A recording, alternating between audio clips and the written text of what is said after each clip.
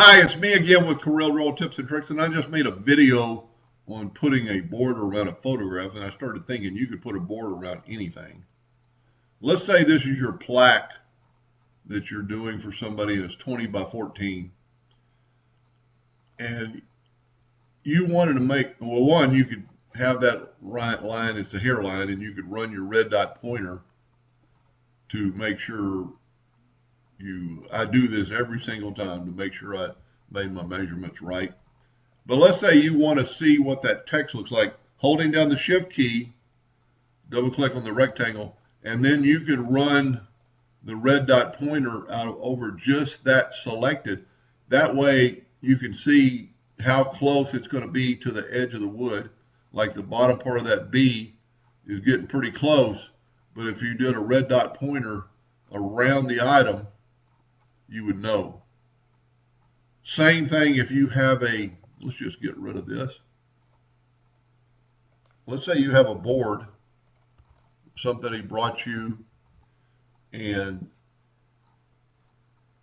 you put it in the corner of your page, and let's make it 12 by 6. There's your plaque.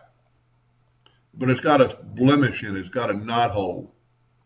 And so you can do the red dot pointer by holding down the shift, and you've got a red hairline around that deal, but you do not want to engrave anything on that, in that knot hole.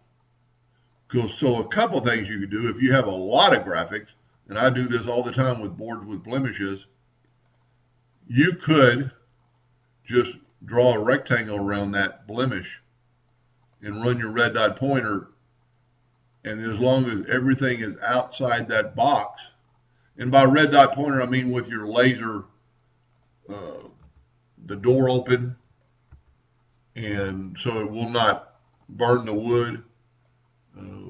I don't know that every laser has a red dot pointer, but see, you could even take that shape, and I don't want to engrave on any of that.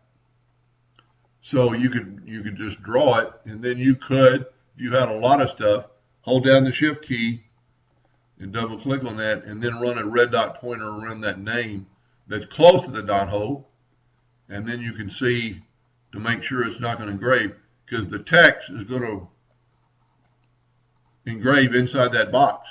It's not going to go anywhere. So that's the way to get around a blemish. Anyway, I hope that helped a little bit. Thank you for watching.